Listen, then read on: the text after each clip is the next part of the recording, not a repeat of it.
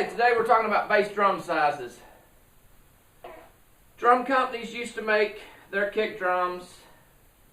The standard was 20 by 14 or 22 by 14. That's no longer the case. They went to 22 by 16s and 20 by 16s after that. Now they're up to 18-inch depths. Standard kit you buy is going to probably have a 22 by 18 kick. This one in the middle, this is a Dios D-Drum Maple, is a 20-inch by 20. The problem with the long kicks, they're not as responsive as the shorter kicks. I think it's more of a fad than anything, to be honest with you. They look cool. The problem when you start getting out to 20, it takes a long time for the batter head air to get out to the resonant head, and they're not boomy if you get the right heads on them. But you know, you got more to carry around. They take up more room, and if you're on a small stage, you know, you're giving up maybe 4 inches. Doesn't sound like a lot, but it can be a hassle. So I'm just going to give you an idea of what they all sound like. There's no need anymore to put pillows in your kick drum. Conrad, don't steal pillows out of your sister's room. Don't put a Hello Miss Kitty stuffed animal in your kick drum, or the Muppets, or any of the things that you thought was cute. There's no need. You don't need to get weather stripping at Walmart and stick on the inside of the heads. Nowadays, there's pretty much, I would go with 2 different kick heads, depending on your taste. For the average guy, the less amount of hassle that you can get.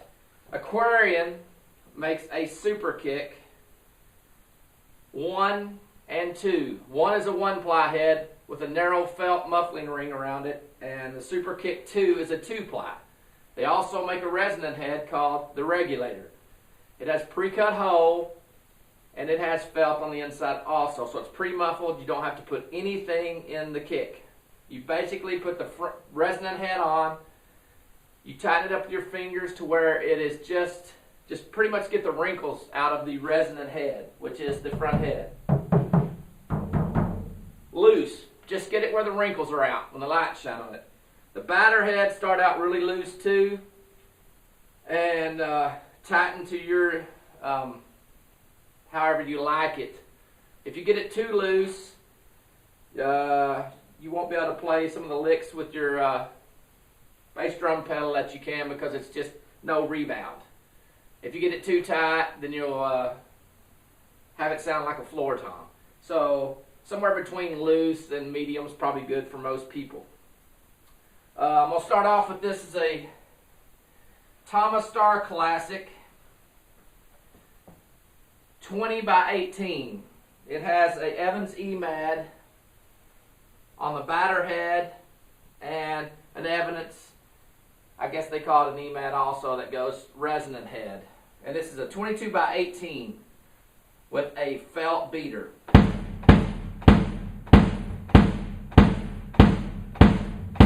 Great sounding kick. I'm rattling the lights if you're hearing some rattling going on. That is a lot of kick. 22 by 18. No, it's a 20 by 18. Sorry.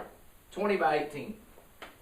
This is a D-Drum 20 by 20 with a Superkick 1-ply Aquarian and a Regulator on the resonant head. 20 by 20.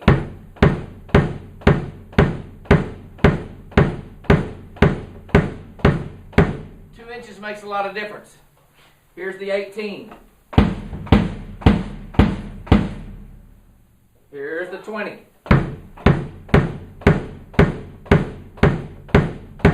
Good sounding kick. Just totally different animal.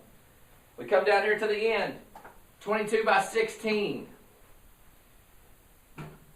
It has a Aquarian Superkick 2, which is a 2-ply head on the batter, and a Aquarian Regulator resonant head. 22 by 16 with a plastic beater hitting. The plastic is great because you get the attack off of the bass drum head. But the 16 is a great size. It's not too big to carry around. It's really responsive and it's plenty of power. This is a Fibes maple 22 by 16. 22 by 16, 20 by 20.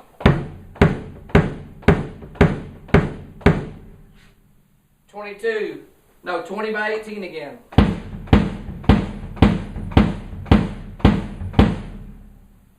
So kick drums are more than just, I've got a 20-inch kick or a 22-inch kick. It's way more in depth than that.